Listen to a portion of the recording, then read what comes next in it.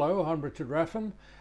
This is the drill which I was using as a depth gauge. It's 3/8 diameter or a fraction under, I think 8.5 mil, and the handle on it was a bit short. When this tool grabbed, I couldn't hang on to it. So I've got hold of the remains of a larger handle. This was on a scraper, which you might have seen me rehandle recently. It didn't have a very nice ferrule on it and so on, so what you're going to see in this video is how I bring these two together. So I'm going to drill this out with the drill mounted in some long nose jaws or pin jaws, I'm never quite sure what they're called, and poking out around 40 millimeters. Now on the end of the handle, because I cut the old ferrule off, there isn't a mark, so I'm going to eyeball center with my little punch. So that'll be near enough because I have to put a ferrule on after this. So that will just get me mounted in the center. There is already a hole in the tail end of the handle where the original center must have been.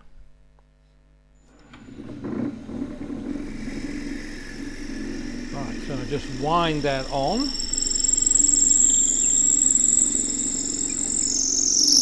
More than enough.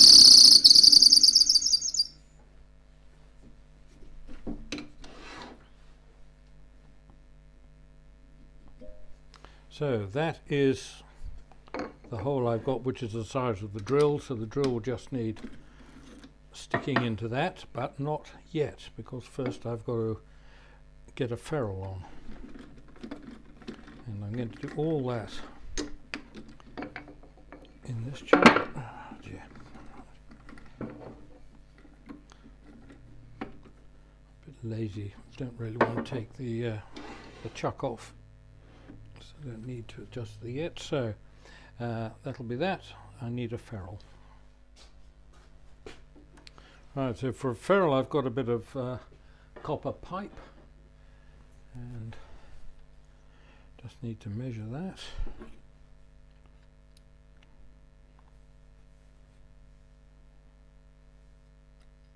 It does pay to get the full diameter.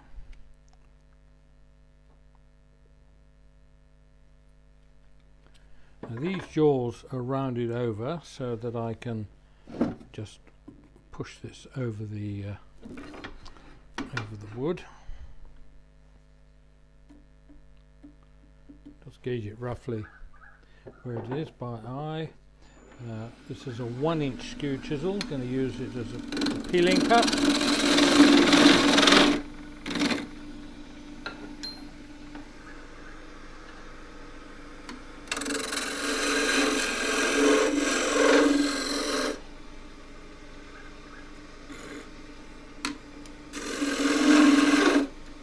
Right, that tool is slightly too large, so the next tool which comes to hand is actually a square end scraper. I'll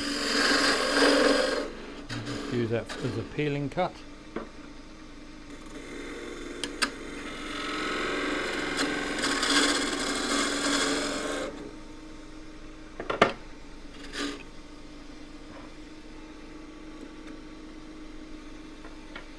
Right, so that will come in onto there.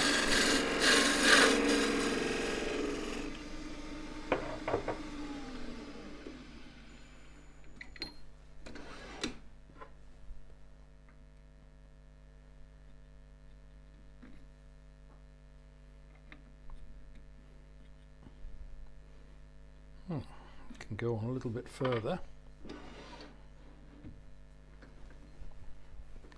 It could also be just a little bit wider, a little bit fatter.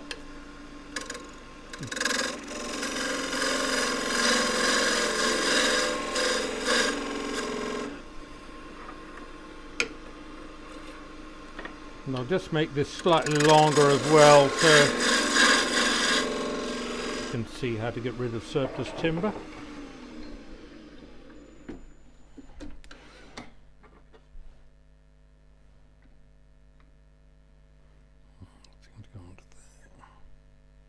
And I will need another ferrule just to knock that on.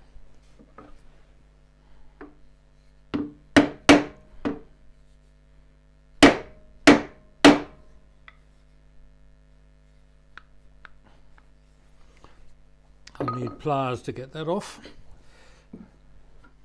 Now this time I've got a bit of surplus wood on the end, so I'll just get rid of that with the skew chisel, long point.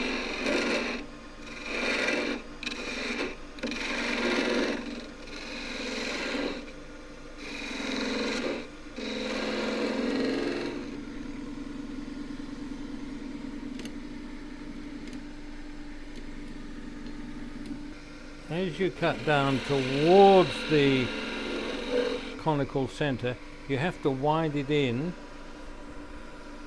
because if you reduce the length, the bearing surface which was against the cone is no longer there.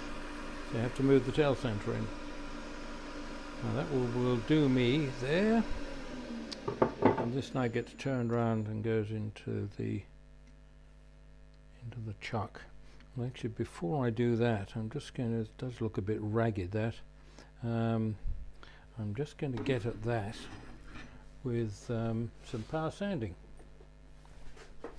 and a bit of 80 grit.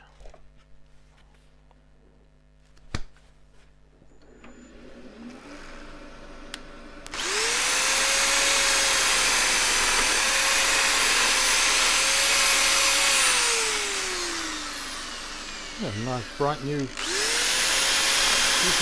ferrule. But the main point was to just clean up the very edge there, and that certainly looks a lot better. Right, so that can now turn round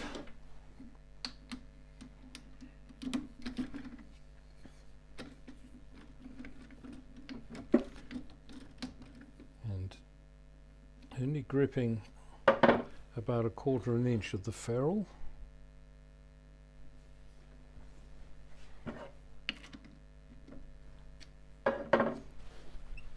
And screw up the handle.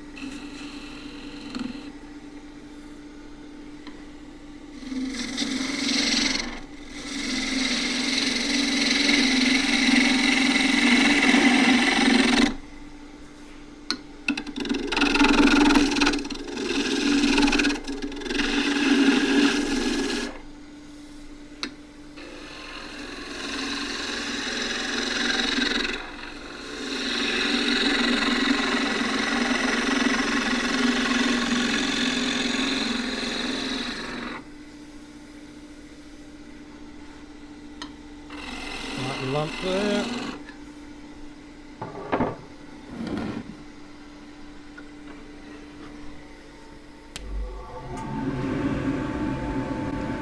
This is 180 grit.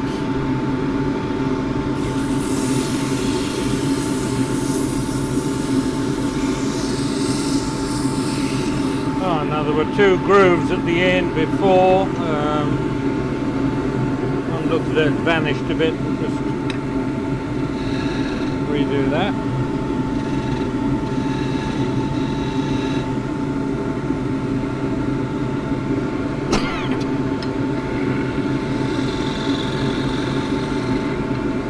Feels a bit smoother.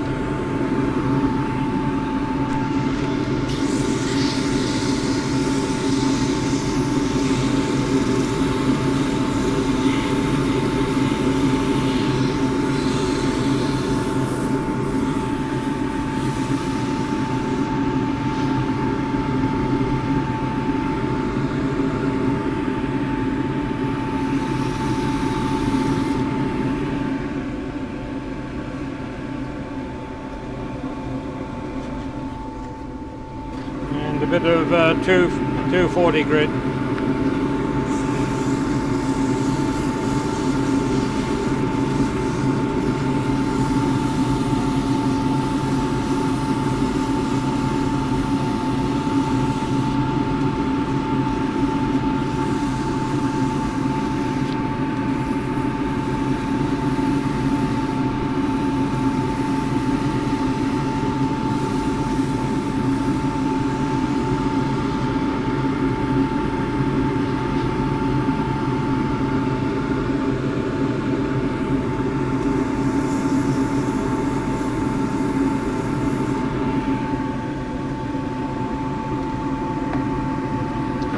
the waxy sock.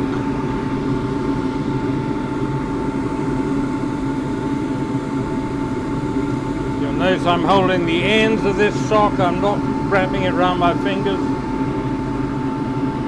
If you wrap cloth around your fingers and it gets wrapped around the work, you do not want to be attached to the other end.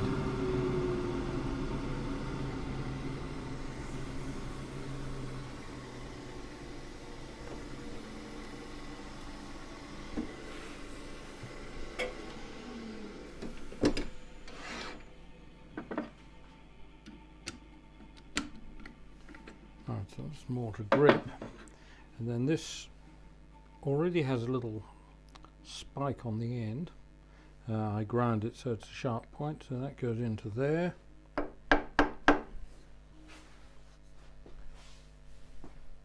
And is hit on the end to get the drill right in.